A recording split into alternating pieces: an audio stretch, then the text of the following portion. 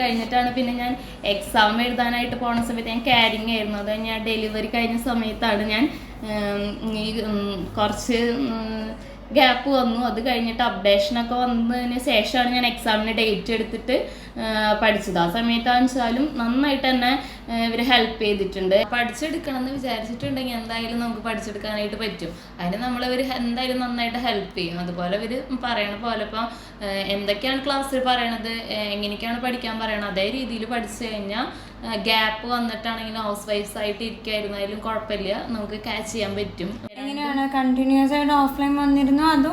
അതെ, കണ്ടിന്യൂസ് ആയിട്ട് ഓഫ്ലൈൻ ആയിരുന്നു. ഞാൻ ഇവിടെ അടുത്ത് തന്നെയാണ് എൻ്റെ വീട്. അപ്പം ഞാൻ അങ്ങനെയാണ് വന്നിരുന്നത്. എന്നാലും കുഴപ്പമില്ല, ഓൺലൈൻ ഞങ്ങൾക്ക് സെയിം എടുക്കണ സമയത്ത് തന്നെയാണ് ഓൺലൈൻ ഓഫ്ലൈൻ ഒപ്പം തന്നെയല്ല. അപ്പം ഓഫ്ലൈൻ ആയാലും ഓൺലൈൻ ആയാലും കുഴപ്പമൊന്നുമില്ല, നമുക്ക് ഡൗട്ട് ക്ലിയറൻസിന് അതിനൊന്നും ഒരു പ്രശ്നം ഉണ്ടായിരുന്നില്ല.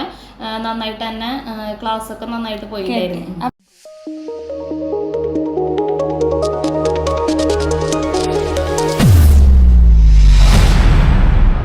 Welcome to Indus talks. അപ്പോൾ ഞാനിന്ന് വന്നിരിക്കുന്നത് ഒരു ഹാപ്പി ആയിട്ടൊരു ന്യൂസ് പറയാൻ തന്നെയായിട്ടാണ്. ഇത് നമ്മുടെ ഒരു സ്റ്റുഡൻ്റാണ്. ആളിപ്പോൾ റീസെൻ്റായിട്ട് നമ്മുടെ AAPCയുടെ എക്സാം നല്ല മാർക്കോടുകൂടി തന്നെ പാസ്സായിട്ടിരിക്കുകയാണ്. അപ്പോൾ നമുക്ക് ബാക്കി കാര്യങ്ങളും എങ്ങനെയാണ് ഇത് അക്വയർ ചെയ്തത് അല്ലെങ്കിൽ അച്ചീവ് ചെയ്തതിൻ്റെ ഉള്ള ഡീറ്റെയിൽസൊക്കെ നമുക്ക് ആളോട് തന്നെ ഡയറക്റ്റ് ചോദിക്കാം. പറയും. എൻ്റെ പേര് അന്മേരി. ഞാൻ ഇവിടെ ഇൻഡസിൽ വന്നിട്ട് കഴിഞ്ഞ മെയിലാണ് ഞാൻ ഇവിടെ ജോയിൻ ചെയ്തിട്ടുണ്ടായിരുന്നത്.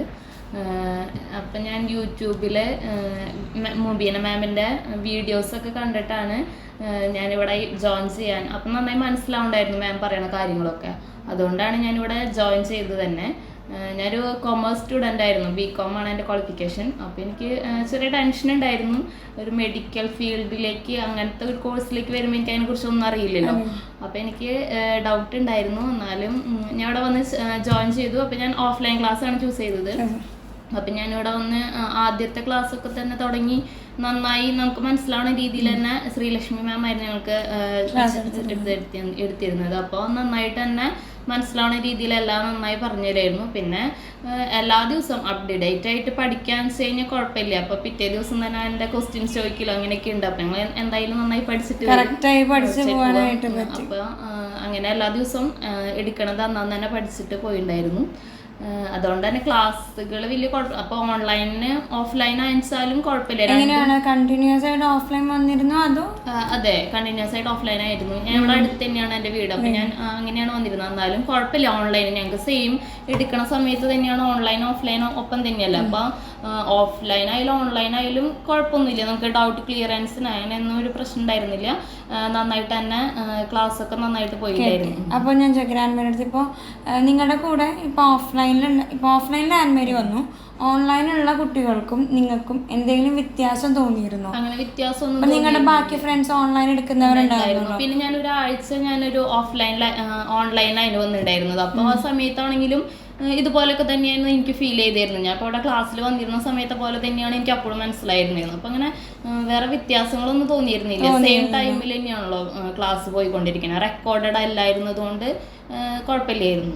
ഓക്കെ. അപ്പം നിങ്ങൾക്ക് എങ്ങനെയാണ് ഇപ്പോൾ പറയുകയാണെങ്കിൽ ആൻമേരി BCom കഴിഞ്ഞ് കുറച്ച് ഗ്യാപ്പും കഴിഞ്ഞിട്ട് തന്നെയാണ് BCom കഴിഞ്ഞിട്ട് ഞാൻ CA ചെയ്യണ്ടായിരുന്നു. അത് പിന്നെ ഡ്രോപ്പ് ചെയ്തു മാരേജ് കഴിഞ്ഞപ്പോൾ. അത് കഴിഞ്ഞിട്ടാണ് ഞാൻ ഇപ്പോൾ ഒരു ഗ്യാപ്പ് കഴിഞ്ഞിട്ടാണ് പിന്നെ ഞാൻ ഈ കോഴ്സിലേക്ക് വന്നത്. എന്നിട്ട് ഞാൻ ഇപ്പം എനിക്ക് ടെൻഷൻ നന്നായിട്ടുണ്ടായിരുന്നു ഇങ്ങനെ പഠിച്ചെടുക്കാൻ പറ്റുകയെന്നുള്ളതൊക്കെ. പക്ഷേ എല്ലാ ക്ലാസ്സും നന്നായിട്ട് തന്നെയാണ് ഹാൻഡിൽ ചെയ്തിരുന്നത്. ഓരോ ഇപ്പം അനാട്ടമി കഴിയാണെച്ചാലും എക്സാം ഉണ്ടാവും അങ്ങനെ. അപ്പം തന്നെ നമ്മളെല്ലാം പഠിച്ചിങ്ങനെ സെറ്റായിട്ട് പോകാൻ പറ്റുമായിരുന്നു.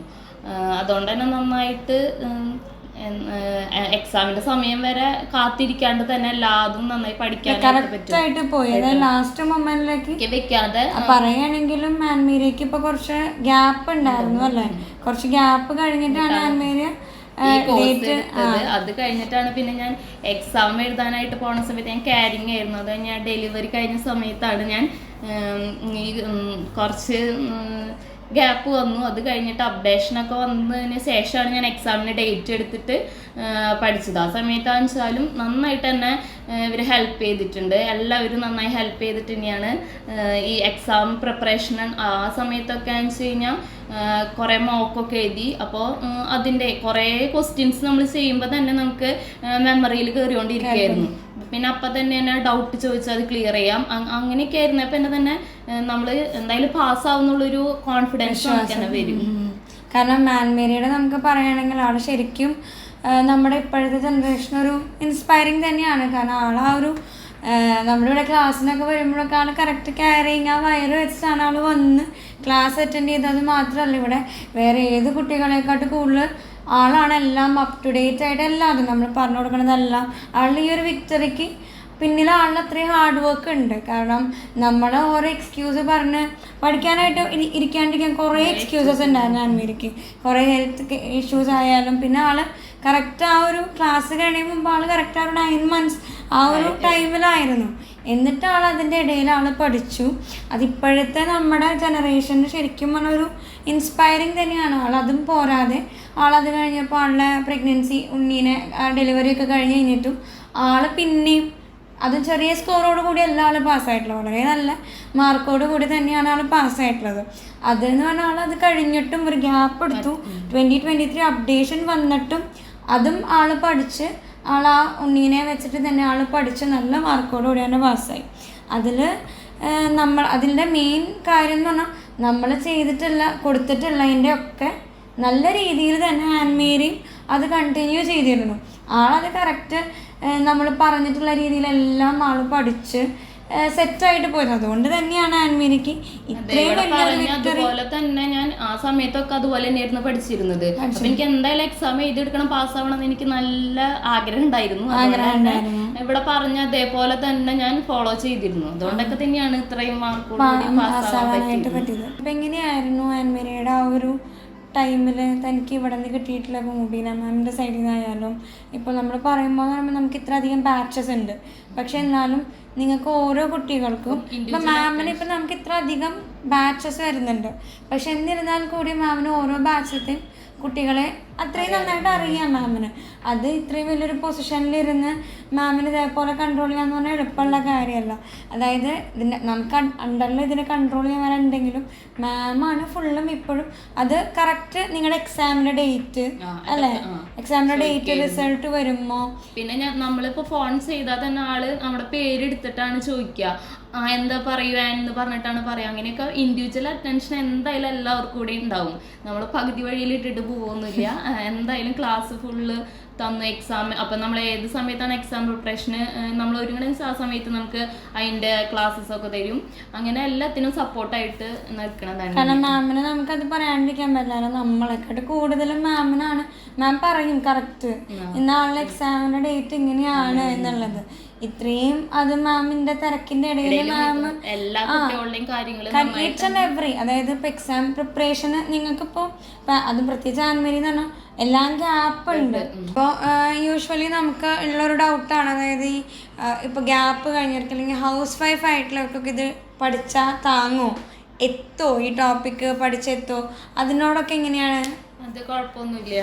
പഠിച്ചെടുക്കണം എന്ന് വിചാരിച്ചിട്ടുണ്ടെങ്കിൽ എന്തായാലും നമുക്ക് പഠിച്ചെടുക്കാനായിട്ട് പറ്റും. അതിന് നമ്മളവർ എന്തായാലും നന്നായിട്ട് ഹെൽപ്പ് ചെയ്യും. അതുപോലെ അവർ പറയണ പോലെ ഇപ്പം എന്തൊക്കെയാണ് ക്ലാസ്സിൽ പറയണത്, എങ്ങനെയൊക്കെയാണ് പഠിക്കാൻ പറയണത്, അതേ രീതിയിൽ പഠിച്ചു കഴിഞ്ഞാൽ ഗ്യാപ്പ് വന്നിട്ടാണെങ്കിലും ഹൗസ് വൈഫ്സ് ആയിട്ട് ഇരിക്കായിരുന്നാലും കുഴപ്പമില്ല, നമുക്ക് ക്യാച്ച് ചെയ്യാൻ പറ്റും, പഠിച്ചെടുക്കാൻ പറ്റും. നല്ല മാർക്കോട് കൂടി തന്നെ CPC എക്സാം പാസ്സാവാനും പറ്റും. കാരണം 2 മണിക്കൂറാണ് ഡെയിലി ക്ലാസ് വരുന്നത്. നിങ്ങൾക്ക് ഈ പണിത്തിരക്കിൻ്റെ ഇടയിൽ നിങ്ങൾക്ക് പറ്റുമോ, അല്ലെങ്കിൽ പഠിച്ചെത്താൻ പറ്റുമോ? ശരിക്കും പറഞ്ഞാൽ ഈ അങ്ങനെയുള്ള കുട്ടികൾക്കൊക്കെ ഒരു ഇൻസ്പിറേഷൻ തന്നെയാണ് ആൻമേരി. കാരണം 2 ചെറിയ കുട്ടികളെ വെച്ച് ക്യാരിയിങ് ആയി ഇരിക്കെ തന്നെ ആൾ പഠിച്ചു. വീട്ടിലത്തെ പണിയും തന്നെ ഉള്ളൂ. വീട്ടിലത്തെ പണിയൊക്കെ ചെയ്ത് അതിന് ശരിക്കും പറഞ്ഞാൽ നമ്മുടെ ആ ഒരു ഹൗസ് വൈഫായിട്ടുള്ള അല്ലെങ്കിൽ ഒരു ഏജ് കഴിഞ്ഞവർക്ക് പഠിക്കാനായിട്ടുള്ളൊരു ഇൻസ്പിറേഷൻ. കാരണം ആൾക്കത് പറ്റുമെങ്കിൽ അതും അങ്ങനെ ഈ പ്രഗ്നൻസിയുടെ ടൈമിൽ അത് കഴിഞ്ഞ് എക്സാം എഴുതി പാസ്സാകുന്ന വെച്ചാൽ ആളെടുത്ത എഫേർട്ടിന് നമുക്കൊന്നും അതിന് കറക്റ്റ് ഇവിടെ നിന്ന് ഇങ്ങനെ അതിനുള്ള സപ്പോർട്ടും കാര്യങ്ങളൊക്കെ നിങ്ങൾക്ക് എപ്പോഴാണ് നമ്മൾ എക്സാമിന് തയ്യാറെടുക്കണം ആ സമയം തൊട്ട് നന്നായിട്ട് തന്നെ ഹെൽപ്പ് ചെയ്യായിരുന്നു. പിന്നെ എങ്ങനെയൊക്കെയാണ് പഠിക്കേണ്ടത് അവർ പറഞ്ഞു തരുന്ന രീതിയിൽ തന്നെ പഠിച്ചു കഴിഞ്ഞാൽ എന്തായാലും പാസ്സാവാനായിട്ട് പറ്റും. പറ്റും എന്നുള്ളതിന് ഉറപ്പാണ്. അതെ, ഇനിയിപ്പോൾ എന്താണ് അൻമരിക്ക് പറയാനുള്ളത് ഇനി വരുന്ന കുട്ടികളുടെ അടുത്ത്? ഇപ്പോൾ നിങ്ങൾ മെഡിക്കൽ കോഡിംഗ് കോഴ്സ് പഠിക്കാനായിട്ട് ആഗ്രഹിക്കുന്നുണ്ടെന്ന് വെച്ച് കഴിഞ്ഞാൽ നല്ലൊരു ഓപ്ഷനാണ് ഇൻഡസ് എഡ്യൂക്കേഷൻ.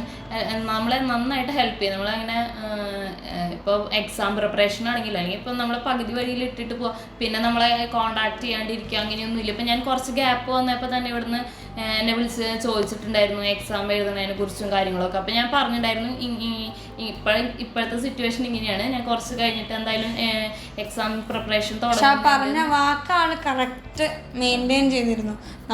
നമ്മളങ്ങനെ കോണ്ടാക്ട് ചെയ്യുമ്പോൾ നമുക്കും കറക്റ്റ് ആ ഒരു എല്ലാം നമ്മൾ പറഞ്ഞതെല്ലാം കറക്റ്റ് ആൾ ചെയ്ത് നമ്മളോട് പറഞ്ഞിരുന്നു. ഓക്കെ ഞാൻ ചെയ്യാം, അതേപോലെ തന്നെ ആൾ കോണ്ടാക്ട് ചെയ്തു. കാരണം കുട്ടികൾക്ക് ഇപ്പം ഉണ്ടാവുന്ന പേടിയാണ്, കോഴ്സ് കഴിഞ്ഞാൽ പിന്നെ ഇൻസ്റ്റിറ്റ്യൂട്ടായിട്ടൊരു ഇത് ഉണ്ടാവില്ലേ, അങ്ങനത്തെ ഒക്കെ ഒരു പേടിയാണ്. പക്ഷേ പേടിക്കേണ്ട കാര്യമില്ല, എന്തായാലും ഒരു നമ്മളെ കോൺടാക്ട് ചെയ്യണം. ഇൻഡിവിജ്വൽ അറ്റൻഷൻ എന്തായാലും ഇവിടെ കിട്ടും. അതുകൊണ്ട് നമുക്ക് ഇവിടെ ഇൻഡസ് എഡ്യൂക്കേഷനിൽ പഠിക്കാൻ നല്ലൊരു ഓപ്ഷനാണ് ഞാൻ പറയണത്. അപ്പം നമുക്ക് എന്തായാലും ഇനിയും നല്ല രീതിയിലേക്ക് എത്താനായിട്ട് അൻമേരിക്ക് പറ്റട്ടെ. നമ്മൾ നല്ലൊരു ജോലി കിട്ടി നല്ല രീതിയിൽ എത്താനായിട്ട് പറ്റട്ടെ എന്ന് നമ്മുടെ ഇൻഡസിൻ്റെ സൈഡിൽ നമ്മൾ പറയണം. ഇനിയും നിങ്ങൾക്ക് എന്ത് ഹെൽപ്പിനായാലും നമ്മൾ തന്നെ ഇപ്പോൾ പ്ലേസ്മെൻറ്റിനായാലും ബാക്കി എല്ലാത്തിനായാലും നമ്മൾ തന്നെ എല്ലാത്തിനും നിങ്ങളുടെ കൂടെ ഉണ്ടായിരിക്കും. അപ്പോൾ എന്തുണ്ടെങ്കിലും നിങ്ങൾക്ക് ഡയറക്റ്റ് കോൺടാക്റ്റ് ചെയ്യാം. അപ്പോൾ എന്തായാലും എല്ലാവർക്കും thank you for watching Indus Talks. Thank U.